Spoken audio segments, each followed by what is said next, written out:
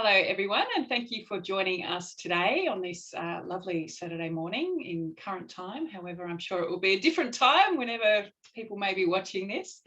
But today we are here with Meg Humphries from Westernport Water, and Meg is going to take us through some information about their 99.8 kilowatt solar array at the Westernport Water Cows Wastewater Treatment Plant. I got all the W's out, which is good. Before we do kick off, however, I'd just briefly like to, introduce myself and why we're here today. So my name is Zoe Geyer. I'm the coordinator of Totally Renewable Phillip Island.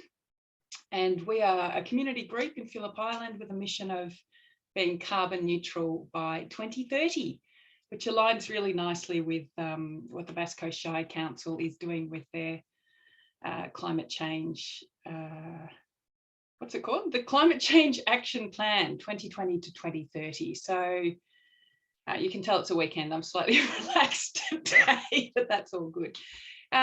So without further ado, I would like to pay tribute to the traditional owners of the land, the Bunurong people, and acknowledge leaders past, present and emerging, and that the pathway to the future is one where we need to walk hand in reconciliation.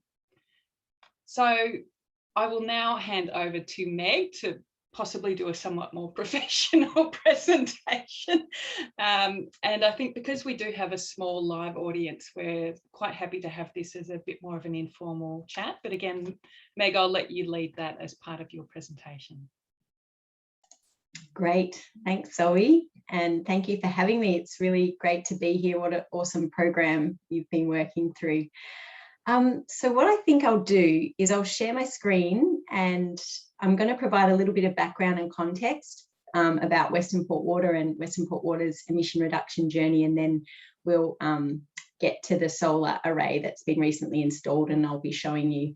We'll be able to actually look live what kind of production's coming in and what the plant is using at the moment too. So that will be pretty interesting, hopefully, for everyone.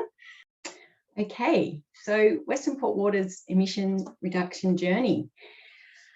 So just to provide a little bit of context for the water sector, water corporations hold the greatest emissions profile within the public sector. So in 2017, we had the Climate Change Act, which legislated a net zero by 2050 and really kick-started with a focus on the water sector to try and help lead this journey to net zero emissions of government sector portfolio. And so within that, and that's sort of what happened back in 2017. We developed a climate change strategy. Westernport Water at the time committed to an 8% emissions reduction by 2025. But things have ramped up, which is fantastic. And DELP released policy earlier this year requiring 100% of renewable energy use by 2025 for all government sector, which includes the water sector. So because of that target, we will be powered by 100% of renewable energy by 2025. And so there's a few different ways that we can do that. And I'll be going into that in a little bit more detail. And we're working on our 2030 target, which will be released in what's called the Statement of Obligations for Emissions Reduction, which is coming out shortly in November. So within that process this time, Westernport Water worked with its board to put forward a target, but ultimately DELP will be determining what those targets look like in the release of the new Statement of Obligations. So I can give you an indicative target for 2030, but I can't give you a firm. So it's really important we just, keep that in our minds when we're talking numbers. And we recently completed our net zero roadmap, which was a really great way for us as an organisation to really look at the transition across our whole business, and considering things like climate adaptation and everything as well in that package of work. So how are we actually going to get there? And it's not going to end at when we get net zero. It's going to be an ongoing an ongoing thing. And what is great to see is that there's a lot of camaraderie across the water, different water corporations in Victoria, and I met with them on Thursday, and there's just some incredibly exciting projects going on. The big players like Yarra Valley Water, Southeast Water, we're talking green hydrogen, you know, food waste, biogas is going to be commonplace. So it's a really exciting space, and EV transition is there. So it's really exciting to be a part of that. And Westernport Water is a very small, probably the smallest water corp in Victoria. So, you know, we don't have the same resources, but it is exciting, I think, to share where we're going. So, yeah, that just highlights that there. I'm just going to share our emissions now. So this was actually done as part of our roadmap. So these are the emissions that we've had 19, 20, 2021, which is based on the roadmap's emissions reduction, whereas the in policy, we had to determine a baseline from 2011, 12 to 15, 16. So that's a different baseline of emissions, and our emissions have actually gone up in recent times. And a lot of that is due to we've had a lot more wet weather inflow into our wastewater treatment plants, and also the impact from COVID and having a lot of, which is funny, it's counterintuitive, but we had a lot more kind of longer term visitors last year. So we have put in some solar and we have made some progress, but there is a lot to go. So this is what I'm sharing now is our scope 1 and our scope 2 emissions under a business as usual forecast if we did nothing more than we had done to date. So you're going to see that's just going to continue to increase with population growth. And I'll just highlight that scope 1 emissions are the direct emissions of mainly methane and nitrous oxide from the wastewater treatment process. Also our vehicle emissions are captured there as well.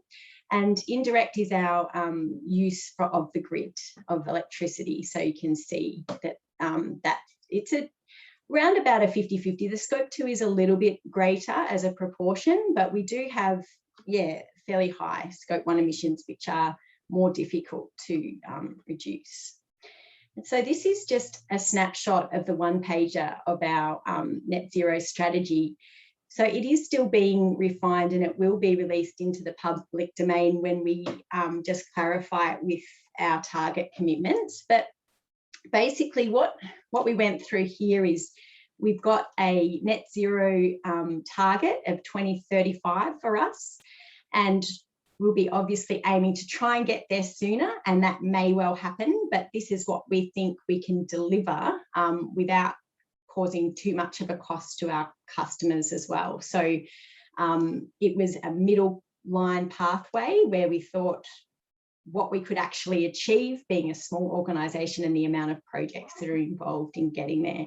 But there may well be opportunity for us to try and align with, I'd absolutely love to align if we can with Council and Totally Renewable Phillip Island for a 2030 target. And at the moment, our interim is around that 90% is what we're looking at, but yet to be confirmed with DELP. So we're seeing that underpinned by 3 strategic outcomes. So integrated energy systems, so looking holistically across our energy use, what opportunities there are for energy share, more renewable energy generation, storage, and yet we're looking at potentially energy share through a virtual energy network that I'll talk about a little bit more.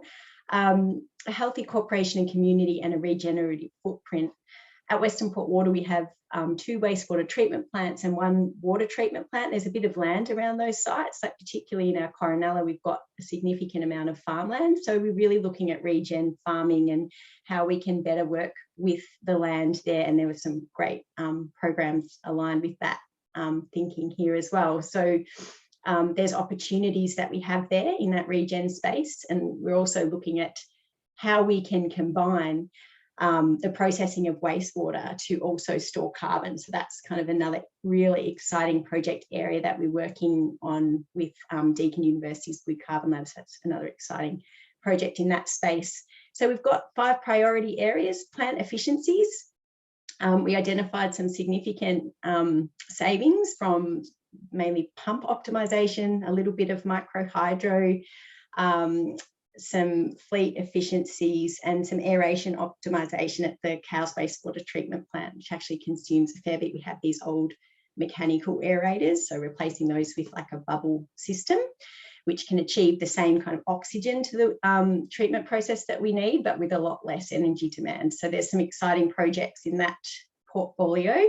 Some more renewable energy generation. We're looking at zero emissions transport, eliminating emissions from wastewater, and carbon sequestration. So the roadmap identified some projects and some percents of reduction. So now we're looking at 2025 more like a 48% emissions reduction, so well above that initial 8%. But by 2025, we need to be 100% renewable. So that's been a great contributor along the way there. So we're going to be only having in our portfolio after calendar year 2025, just those direct scope 1 emissions. So the wastewater treatment process emissions and vehicle emissions is the main ones. And we use a bit of diesel as a backup for our pump station power generation too. So that will come in there too.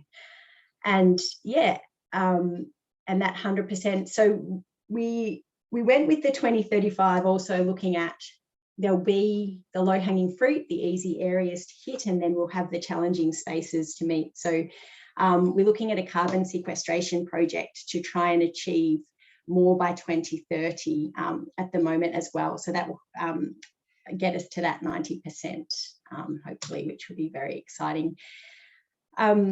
So this is just a high-level summary of the projects and their costs. And I'll just mention scope 3 emissions are those emissions within our chains.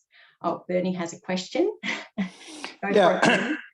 Can I ask a question relating to the last slide? So yes, you've got micro hydro at Kandawi, but I took an interest a fair while ago, and elsewhere in the water industry, so Barwon is one, and I was trying to get Westernport interested in doing floating solar. So if you do floating solar, it can be tracking in on 2 axes. And has there been any progress with that kind of thing?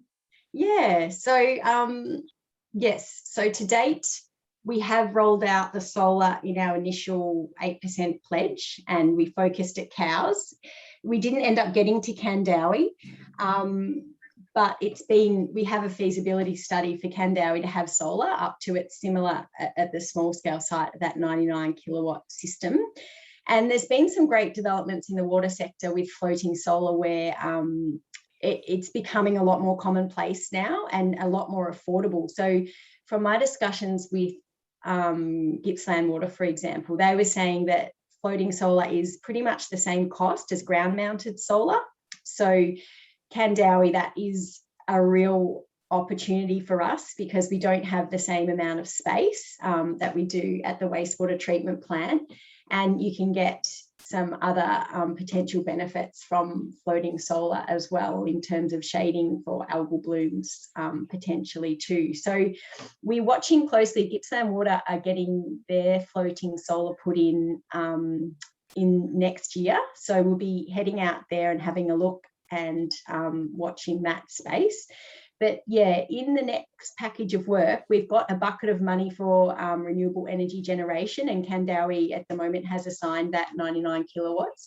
But we want to do some more analysis across our whole system and linking that in with what the opportunities are, leveraging and using a virtual energy network as well, and where the best sites are for us for renewable energy. But I dare say, I think Kandawi will definitely get solar put in, and then we'll probably be looking to put more in at Cowes, probably where the solar array is that I'll show you at the end.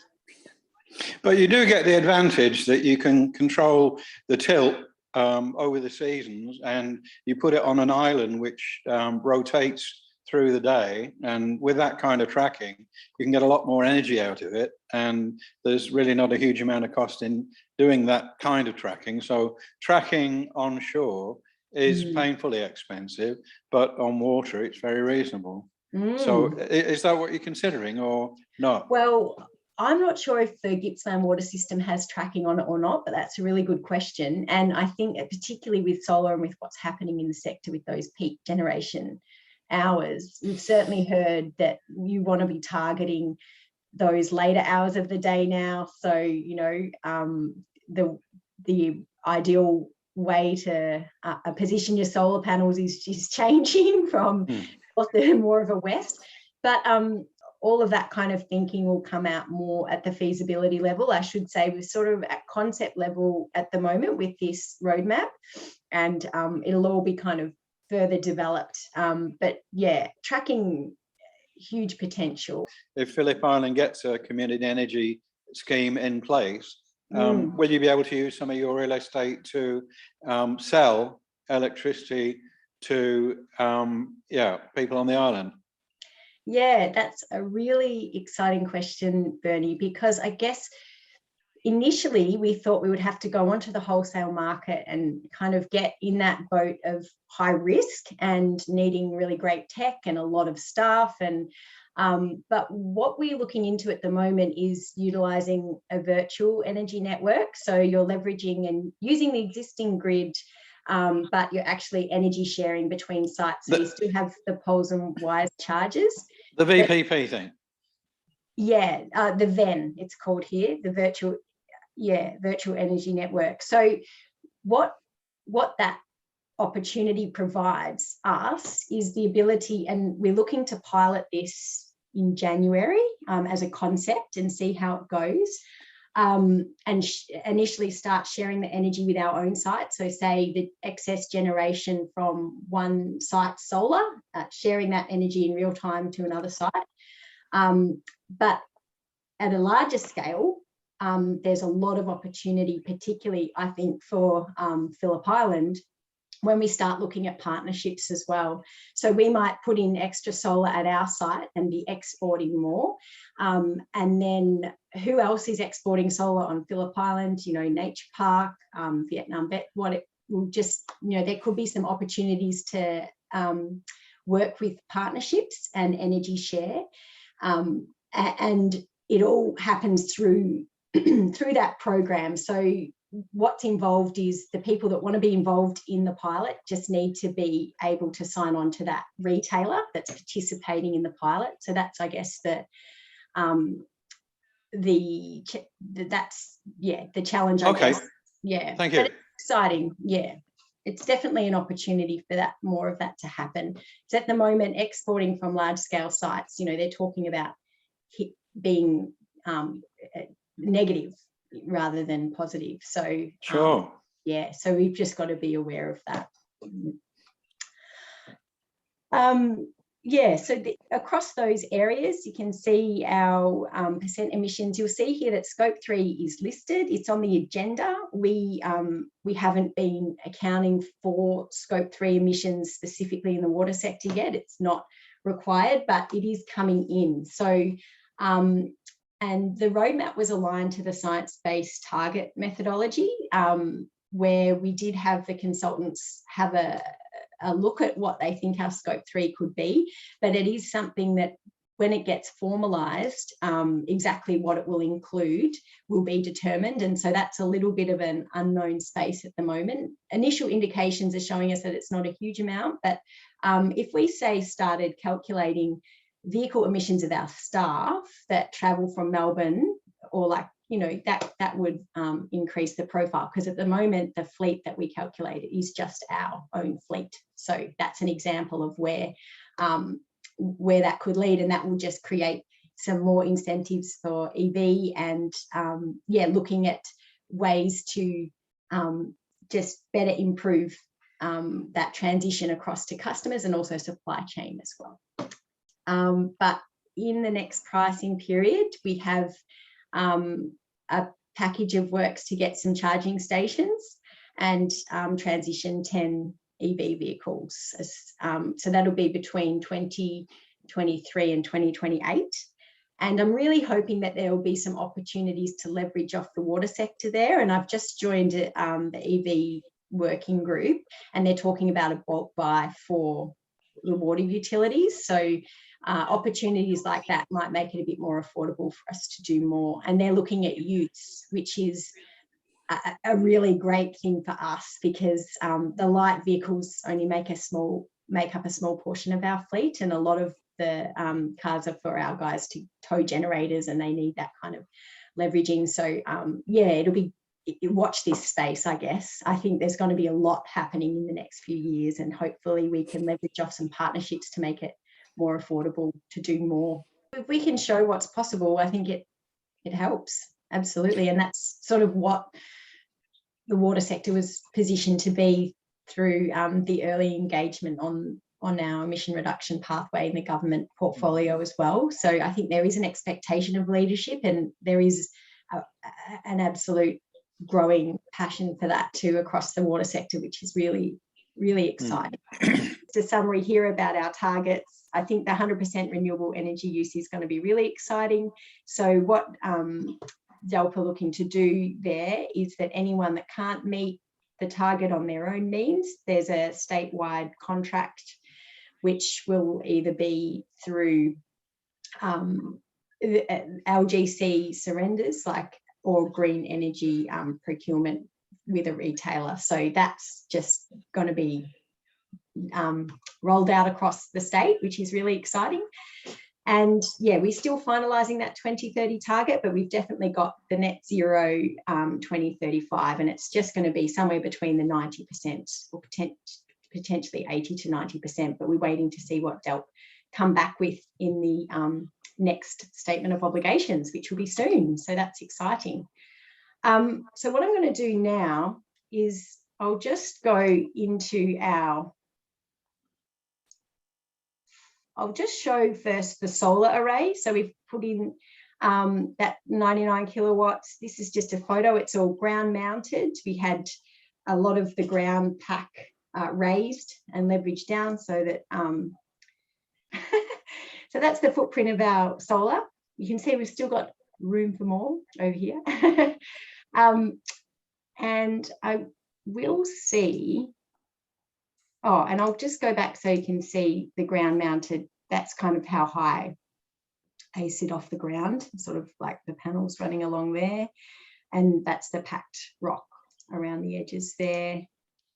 This inverter. So I might just quickly pause and go to a Google map of the site just to provide context. So can you see this aerial now of Google Maps?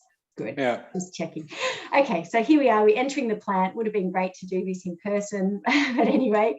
So our solar is here in this area.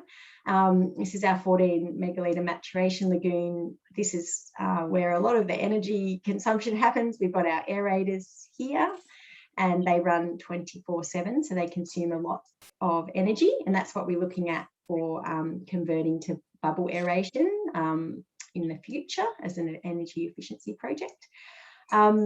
And yeah, we've got some clarifiers, and then this is our sort of biosolids processing area. So that's sort of the site.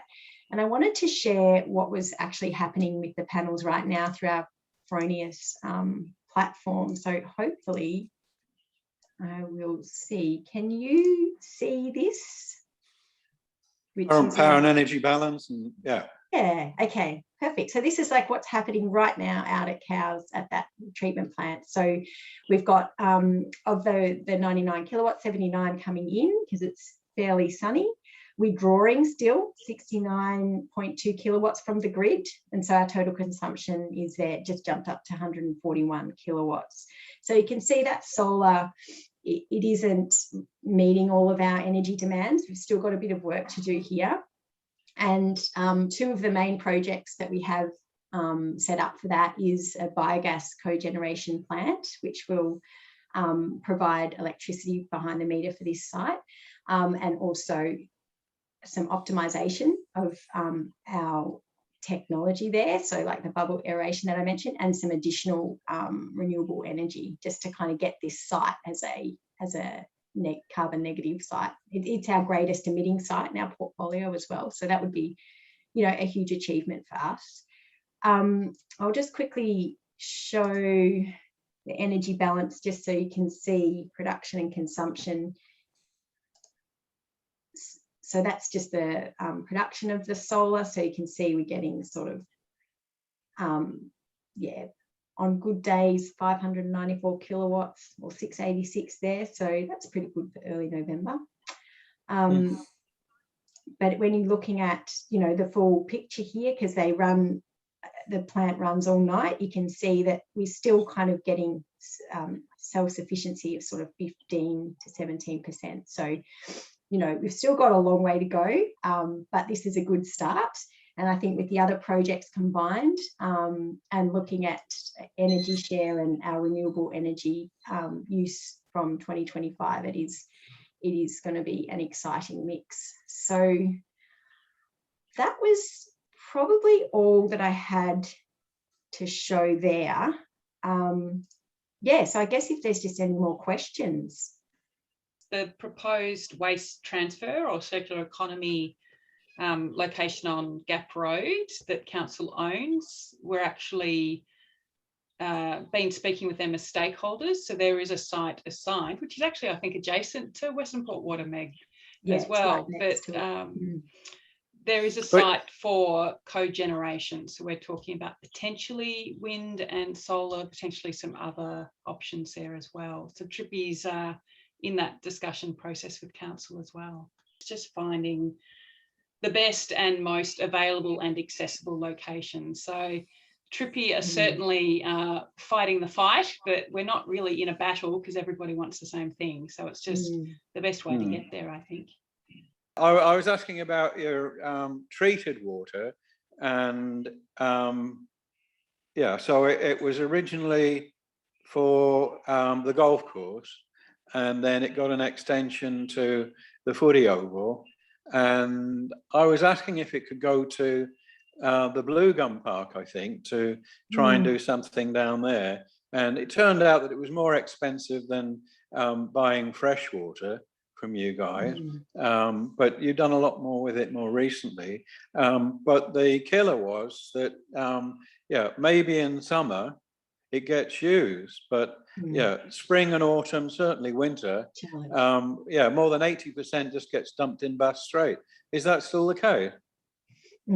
We really struggle in winter to find a demand for that Class A recycled water treatment plant. So some of the developments that we have done is we've looked at so we're expanding our on-site use of irrigation of the Class C recycled water. So these, when you go lower classes, you're also talking lower energy input. So, and it's also what's fit for purpose and safe for that intended use. So we've expanded our land and irrigation potential on site. We're looking at some Class B expansion. We've got a pilot trial with one customer for a Class B for agricultural purposes and looking to potentially expand that scheme if there's enough demand. And then, running the Class A treatment plant, which services the golf club, the footy oval, New Haven Sports Oval, and new developments in Cowes.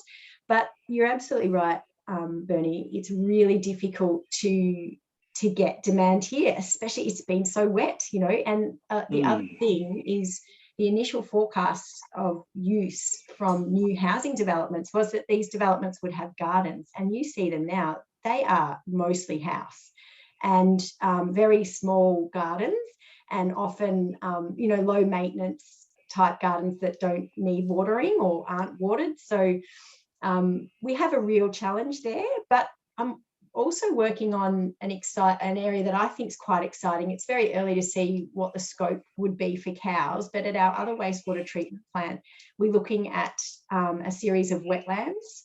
So to provide... Oh, good. To provide... Where is the other one? Forgive my ignorance. It's Coronella.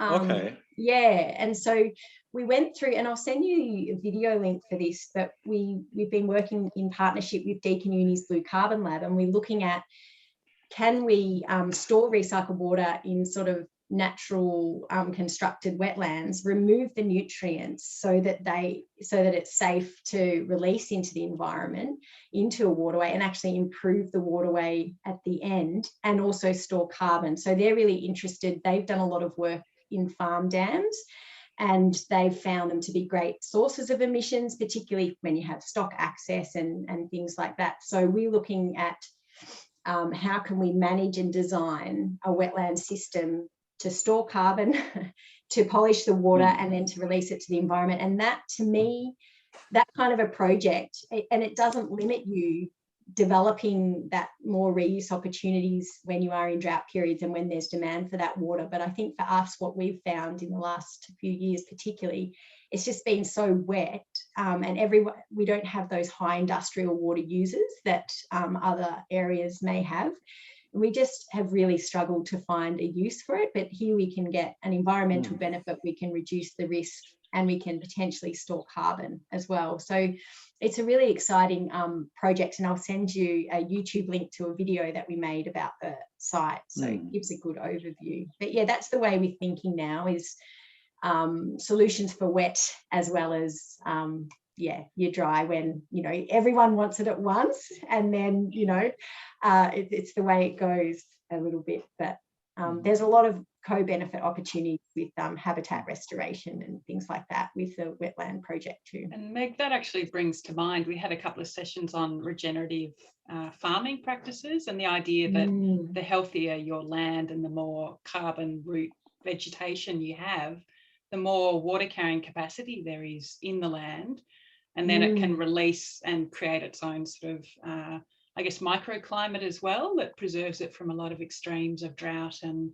inundation. So there's, I don't know, that's just coming to mind as well. Yeah, there's so much opportunity in that space, and we've got a regen farming workshop review coming up with the Malone Institute, who are real leaders in this space, and I'm really excited to see what comes out of that, and to start thinking about our farms are assets for regeneration and for carbon capture just as much as like these biological sinks, as much as we do need to do the tech as well. There is those kind of land-based opportunities. And yeah, we're looking at carbon offset environmental plantings as well, and where they could be best placed to deliver habitat for threatened endangered species, and linking up with the biolinks plan, council biolinks plan. So what kind of opportunities there are to get the best bang for buck, I guess, when we're doing a project like that, and we need to store the carbon, but how can we deliver better outcomes for the community in those projects as well. Blue gum used to be a wetlands, didn't it? And elsewhere in the world, communities have perceived the value of wetlands, and they are reinstating them. So to do it out at Rock Coronella, that's fine, but there's a much bigger audience closer to home. Yeah. Would you be interested in doing that, or it's too controversial? Yeah. No, everything's sort of on the table. I guess with Blue Gum Reserve, you've got the wetland there with part of Shearwater Estate. So would you be saying maybe something that could start there and then even lead into that potentially? Because you've got the industrial area and then that Blue Gum Reserve land portion in the middle. Yeah, look, wouldn't say no to anything. I think we've got to flesh out ideas and think about things collectively. But it's happening with water sensitive urban design whenever you're moving into new development areas, because people are losing their green spaces and as the landscape urbanizes. So there's also other drivers for wetlands in the community and around the community too. So it's also a really exciting space. Bernie, we love passion. It's all about, we're all in it together, is that one of our sublines. So all right, we're definitely about everyone taking whatever action they can. And if you look back at the climate action plan for the Shire, their #1 recommendation for household action is to join your local community group. And I think that's fantastic. When I saw that there written down, I'm like, yes, I'm going to say that every time. Microhydro was looked at in the roadmap, and assessments was done based on our existing assets as they are and what opportunities there were and what the carbon abatement potential was. So they identified two. One was the spill wall at the reservoir at Kandowie. So that's on our roadmap roadmap of projects to utilise that fall and that energy and use that at the Kandawi treatment plant, the water treatment plant. And the other site was a micro hydro for just the pressure differential going into the Stanley Road tank, because we do pump a lot of water up to tanks up high and, you know, leveraging off that pressure. So it was going to deliver, you know, it isn't a huge system, but it is in the program of works, and we're just working through the feasibility of them because we had initial costs for these projects. So we just need to see if they're viable for us to be able to get into the program of works. But yeah, there was 2 identified. They did look at our outfall and what opportunities there were there. But like you say, we don't have a stored body of water above that landmass there to work from. So I think they just were looking at the pressure differential from the treatment plant out and what opportunities there were, and they didn't find anything with the current asset that we have. But like you say, I think if, you know, we don't own land like in that specific area, but if there was opportunity to kind of look at something in that space, then yeah, I think opportunities are emerging all the time and technology is moving really fast. So and that's what, you know, the consultants that we're working with on this roadmap said, particularly with the renewable energy space. They're like, we're not going to put a box of what we think here. You know, we know really well what's happening with solar, but there's other areas of opportunity that, you know, it's going to change, like battery storage. What's going to happen with batteries? How much cheaper will they be in a few years? You know, it's worth doing those feasibility studies when you're about to implement the projects, and to really look at what's around and what's viable at that time. And yeah, it's just a really quickly moving space, and it's exciting. But yeah, we don't want to certainly pin ourselves to any particular projects right now until we've sort of had that time to do the more detailed studies. There's so many interesting things emerging. So Meg, you would have heard as well that TRPI's doing some feasibility studies into neighbourhood battery initiatives at the moment through some DELP funding with Mondo. So that's very exciting.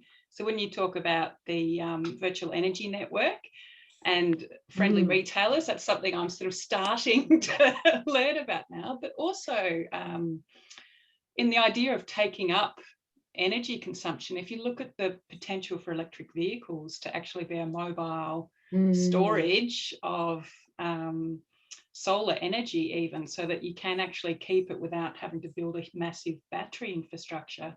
And perhaps that's a way of generating power that people can then, whether they purchase or trade it at a Westernport Water charge point, and then can take it home and that's their household energy. So it's there's so many options out there.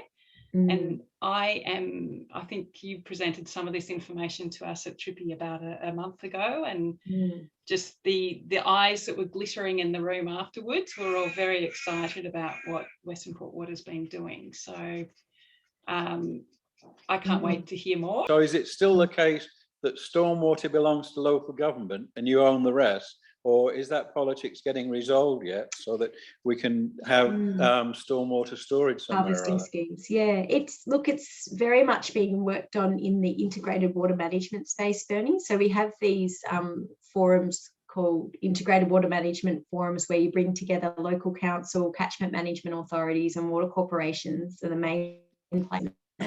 And we're looking about outcome-based solutions for community. So stormwater is a key project that's coming out of these forums, where it's the bringing together of the retailers and council. So there are a lot of stormwater harvesting schemes getting off the ground now across the state, and it is becoming somewhat commonplace. And I guess water tanks is a good way in a disentangled sort of system, where Melbourne Water, for example, have required all the new developments in San Remo to have water tanks for that additional retention for the stormwater there. And there were thoughts around potentially having a stormwater harvesting scheme in San Remo to service the new residential developments there, but it hasn't progressed hugely lately. But the thinking is there, and I think the and DELP have released a bunch of grants on integrated water management. So I think a lot of work's been done sort of at the high level to get the thinking and that integrated systems planning working between different managers of different parts of the water cycle. And that's really kind of the base for things to happen, and projects are popping up, particularly in the growth corridor areas of Melbourne. You'll see a lot, but there is a lot of interest in how they can apply to regions like ours. So we do have the opportunity to pilot some of these ideas in slightly different landscapes where you have infill development and not those really large scale developments, which, you know, can provide that revenue to help get those sort of schemes off the ground. But no, it is happening. It's being thought about. There's definitely a lot of work and a lot really good communication between us and council now, because stormwater problems are so interconnected. So when you have really poor stormwater drainage, like we have in Sunderland Bay Surf Beach, a lot of that stormwater ends up in the sewage network. We end up retreating that water. It creates a huge amount of greenhouse gas emissions. You know, it's not ideal, and it could potentially, if we don't manage it moving forward, lead to us having to upgrade our wastewater treatment plant earlier because we're receiving water that we're not supposed to be receiving. So we're working pretty closely with council on areas like that, and just helping to create that awareness and work together for hopefully better outcomes for the communities that live in these spaces too, where there is serious drainage problems. So there's a lot of things going on. I think watch this space. I think the next sort of 5 years, you'll hopefully start to feel a bit excited about what's going on. But there's a lot of planning in the background. So yeah. Okay, I'll shut up now.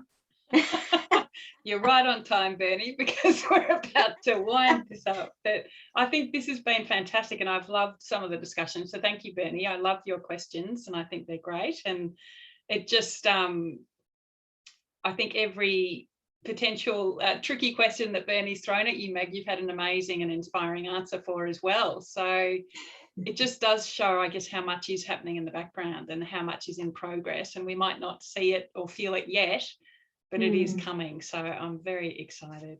So thank you, Meg, for your time this morning. And thank you, Bernie, and everyone out there who may be watching this at a later time.